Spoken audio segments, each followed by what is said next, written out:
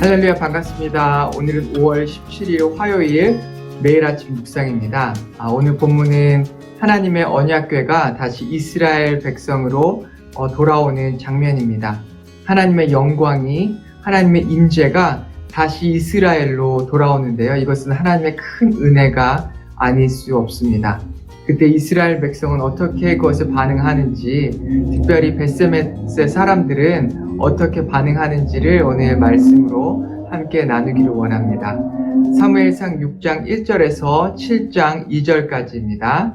살아계신 하나님의 말씀입니다. 제6장.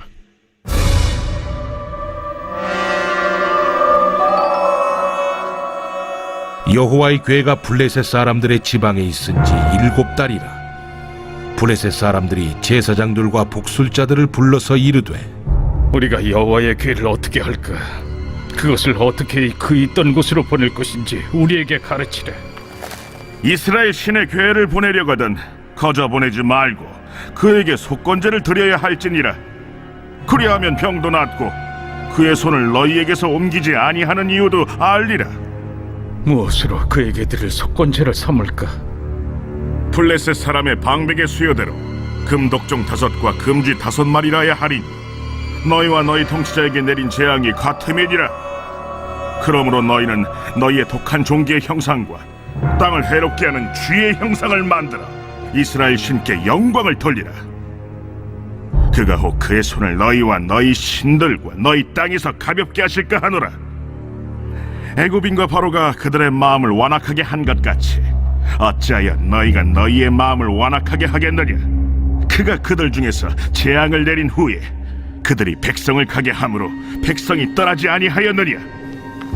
그러므로 새 수레를 하나 만들고 멍에를 메어보지 아니한 전난에서 2마리를 끌어다가 소의 수레를 메우고 그 송아지들은 떼어 집으로 돌려보내고 여호와의 궤를 가져다가 수레에 싣고 속건제를 들 금으로 만든 물건들은 상자에 담아 궤 곁에 두고 그것을 보내어 가게 하고, 보고 있다가 만일 궤가 그 본 지역 길로 올라가서 벳세메스로 가면 이 큰 재앙은 그가 우리에게 내린 것이요, 그렇지 아니하면 우리를 친 것이 그의 손이 아니요 우연히 당한 것인 줄 알리라. 그 사람들이 그같이 하여 젖나는 소 2를 끌어다가 수레를 메우고 송아지들은 집에 가두고 여호와의 궤와 및 금지와 그들의 독종의 형상을 담은 상자를 수레 위에 실으니 암소가 벳세메스 길로 바로 행하여 대로로 가며 갈 때에 울고 좌우로 치우치지 아니하였고, 블레셋 방백들은 벳세메스 경계선까지 따라가니라. 벳세메스 사람들이 골짜기에서 밀을 베다가 눈을 들어 궤를 보고 그 본 것을 기뻐하더니 수레가 벳세메스 사람 여호수아의 밭 큰 돌 있는 곳에 이르러 선지라.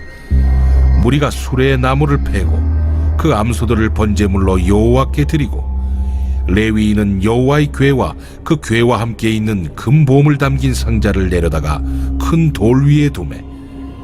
그날에 벳세메스 사람들이 여호와께 번제와 다른 제사를 드리니라.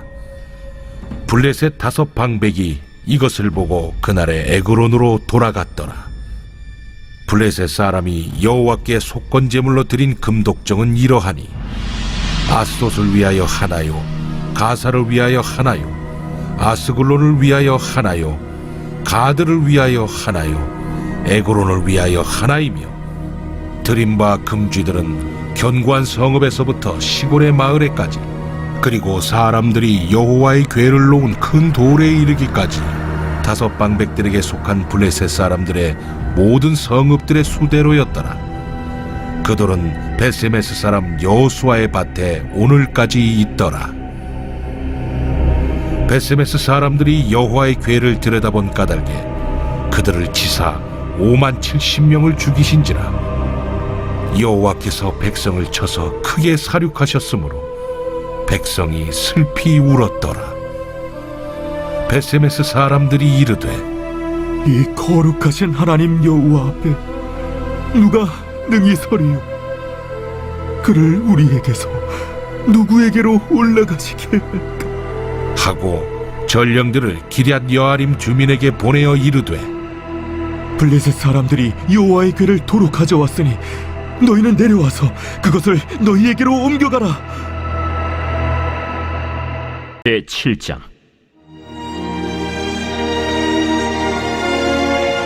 기럇 여아림 사람들이 와서 여호와의 궤를 옮겨 산에 사는 아비나답의 집에 들여놓고 그의 아들 엘리야사를 거룩하게 구별하여 여호와의 궤를 지키게 하였더니 궤가 기럇 여아림에 들어간 날부터 20년 동안 오래 있은지라 이스라엘 온 족속이 여호와를 사모하니라. 여러분 혹시 사무엘상 4장에서 이스라엘이 블레셋에게 크게 패한 것을 기억하십니까?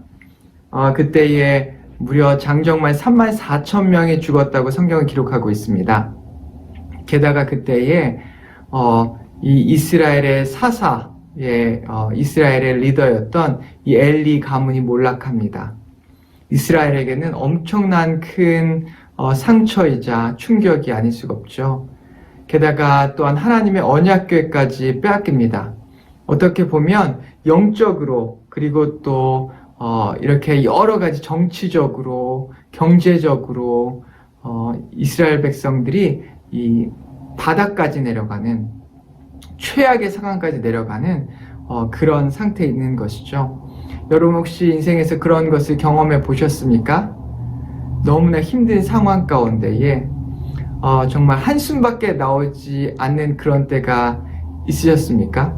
아마 이스라엘 백성들에게는 지금이 오늘 본문에 나온 지금이 그런 때였던 것 같습니다. 그때에 이스라엘 백성들에게 가장 큰 충격은 아마 하나님의 언약궤를 빼앗긴 것입니다. 하나님의 언약궤는 그 하나님의 임재를 상징하죠. 하나님의 떠난 이스라엘의 모습이 그려지지 않습니까? 이제 엘리 제사장의 두 아들 홈리와 비느하스도 그 전쟁에서 죽임을 당하는데 이 둘째 아들 비느하스의 아내가 이 전쟁 이후에 해산을 해서 아이를 낳게 됩니다. 그리고 자신이 죽어가면서 이 아이의 이름을 짓는데 이가봇이라고 이름을 짓습니다. 이것은 즉 하나님의 영광이 이스라엘을 떠났다라고 하는 뜻이죠. 즉 하나님의 임재가 이스라엘을 떠났고 하나님의 영광이 이스라엘을 떠났다라고 말하고 있는 것입니다. 이스라엘 백성들은 이처럼 비참한 가운데 있는 것이에요. 전쟁에서 수많은 사람들이 죽고 너무나 많은 가족들이 자신의 아버지이자 아들을 잃었고 또한 자신이 이스라엘이 40년 동안 다스렸던 사사 가문이 몰락했고 이 모든 것을 살펴보면 이스라엘 백성들이 이 정치적인 리더에서뿐만 아니라 경제적인 리더뿐만 아니라 온 백성들이 이방신을 동시에 섬겼기에 하나님께서 이스라엘 백성들이 블레셋에게 지도록 내버려 두신 것은 바로 하나님의 사랑에 매였습니다. 하나님은 그런 가운데에서도 여전히 이스라엘 백성들을 사랑하고 계셨죠. 그렇게 힘들고 어려운 순간에 우리는 종종 이렇게 얘기하죠. 하나님이 어디 계시냐? 하나님께서 무엇을 하시냐? 왜 날 도와주시지 않느냐? 라고 이야기할 수도 있습니다.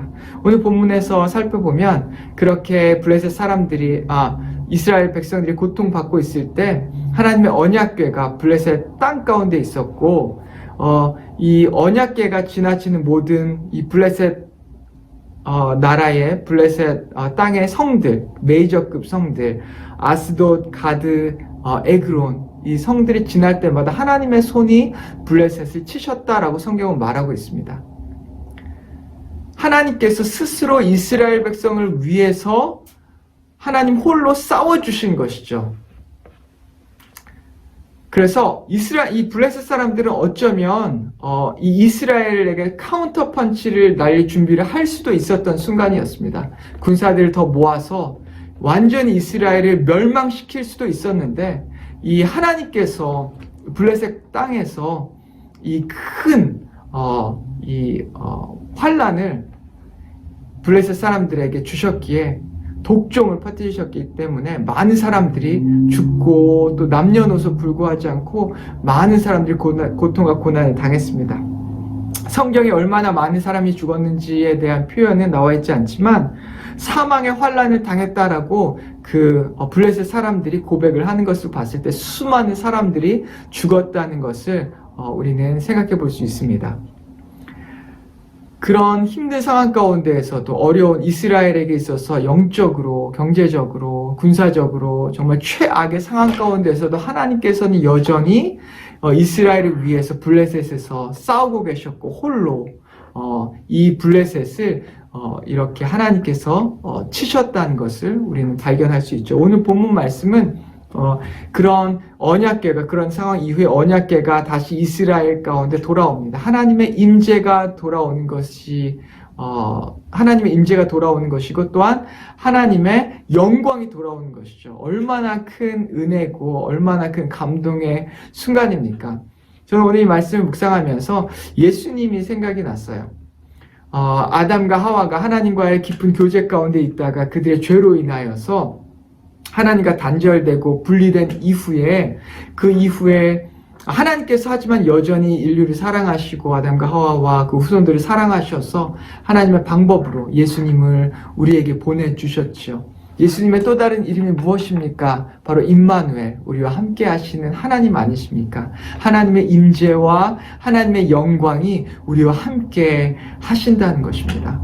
그리고 예수님께서 이후에 십자가에 달려 죽으시고 부활 승천하신 이후에도 성령님을 보내주셔서 성령님께서 여전히 우리와 함께 내주하고 계신 것이죠.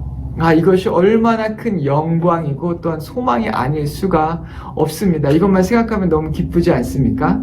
그런데 오늘 본문 말씀을 통해서 우리가 한번 생각해 봐야 하는 것은 우리를 위해 죽으신 예수 그리스도, 우리의 미래의 죄, 과거의 죄, 현재의 죄를 위해서 죽으신 예수 그리스도의 그 희생을 우리가 어떻게 대하느냐, 어떻게 그것을 우리가 생각하고 대하는지에 대해서 생각해 봐야 하고, 또 하나는 우리 안에 내주하시는 성령님을 우리가 무시하고 있지 않는가, 그를 제한하고 있지 않는가, 그에게 순종하고 있지 않는가, 불순종하고 있지 않는지를 생각해 봐야 합니다. 오늘 하나님의 언약궤가 스스로의 힘으로 블레셋과 싸우시고 블레셋을 멸하시고 다시 돌아옵니다. 암소 두 마리가 이제 하나님의 언약궤를 끌고 돌아오는 그 영광을 한번 생각해 보세요. 하나님 스스로 그 모든 것을 하시고 다시 하나님의 임재와 하나님의 영광이 돌아올 때에 이스라엘 백성들이 과연 그것에 대해서 어떻게 반응했습니까? 특별히 벳세메스 사람들은 그런 다시 하나님의 영광이 돌아오는 것, 하나님의 임재가 돌아오는 것에 대해서 온전하게 반응하지 못했습니다. 왜냐하면 그 언약궤를 열어 보았기 때문입니다. 그것은 이스라엘 모든 사람들이 알고 있었어요. 언약궤를 열어 봐서는 안 되고 언약궤를 만져서도 안 되는 이 귀중한 하나님 모세 율법에도 분명하게 명하고 있는 것을 알았음에도 불구하고 그들이 그것을 열어본 것은 그것이 바로 그들의 영적인 현 주소였습니다. 그들의 영적인 상태를 단면적으로 보여주는 것이죠.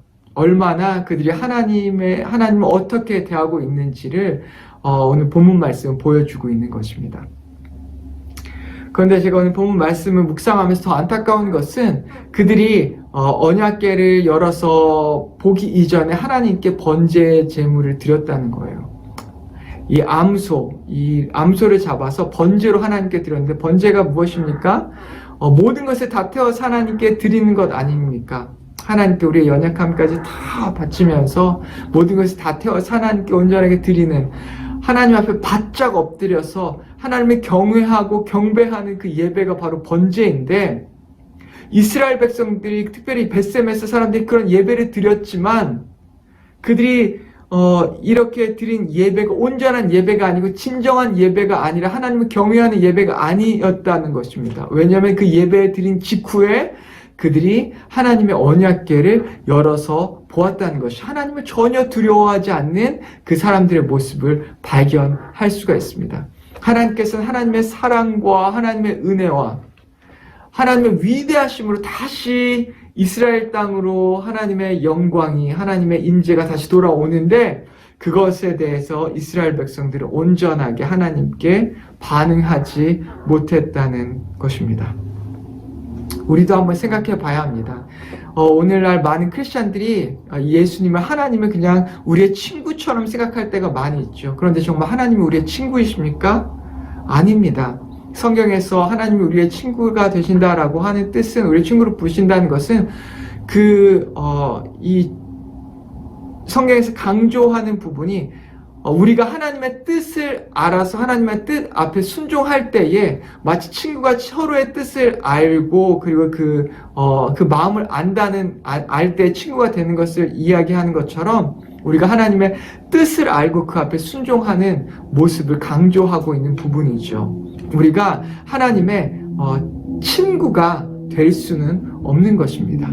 하나님의 뜻을 알고 그 뜻 앞에 순종해 나가야 하는 것이 우리고, 그것이 우리가 그럴 때 하나님의 자녀가 되는 것이고, 하나님께서 우리를 친구처럼 여겨주시고 우리의 기도를 응답해 주신다라고 하는 것이 골자입니다. 우리의 삶 가운데에서 우리가 하나님을 어떻게 생각하는지, 우리가 정말 하나님을 경외함으로 바라보고 그를 섬기고 그를 예배하는지를 깊이 생각해 봐야 하고, 우리의 모든 삶 가운데 혹시 그러지 못하는 부분들이 있다면 하나님 앞에 오늘 나와 그분 앞에 바짝 엎드려서 고백해야 합니다. 오늘 이 본문의 말씀처럼 과연 누가 하나님 앞에 서리요? 라고 하는 이 큐티의 제목처럼 이 베스메스 사람들이 이렇게 큰 환난, 그들이 언약궤를 열어본 이후에 큰 벌을 받죠. 그 벌을 받은 이후에 그렇게 고백하는데, 받기 이전에 하나님 예배할 때에 그렇게 하나님께 고백했다면 얼마나 좋았을까요? 그것이 진정한 예배자의 모습 아니겠습니까? 우리 가운데 그런 예배자의 모습으로, 하나님을 정말 경외하는 모습으로 우리의 삶의 모든 상황과 모든 영역 가운데에서 하나님을 진정한 하나님으로 모시는 우리 영락교회 성도님들 되기를 하나님의 이름으로 축원합니다. 주님의 이름으로 기도합니다. 같이 기도하겠습니다. 하나님 아버지 감사합니다. 오늘 우리에게 이 말씀 주셔서 감사합니다. 하나님의 임재가, 하나님의 영광이 다시 이스라엘에게 돌아옵니다. 이것은 하나님의 큰 축복이 아닐 수 없습니다. 우리에게 오신 예수 그리스도, 임마누엘로 찾아오신 주님, 그리고 우리에게 성령을 보내주신 주님, 성령님께서 우리 안에 내주에 계십니다. 하나님 아버지, 우리가 우리의 삶 가운데 이 성령님의 음성에 귀 기울일 수 있게 인도하시고 그 앞에 순종하며 나아갈 수 있게 인도하여 주시옵소서. 하나님을 온전하게 경외하며 주님을 섬길 수 있게 인도하여 주심으로 주님의 사랑을 받을 수 있는 자격을 가진 자가 될 수 있게 인도하시고, 그것을 온전하게 누릴 수 있는 주님의 자녀 될 수 있게 인도하여 주시옵소서. 예수님의 이름으로 기도했습니다. 아멘.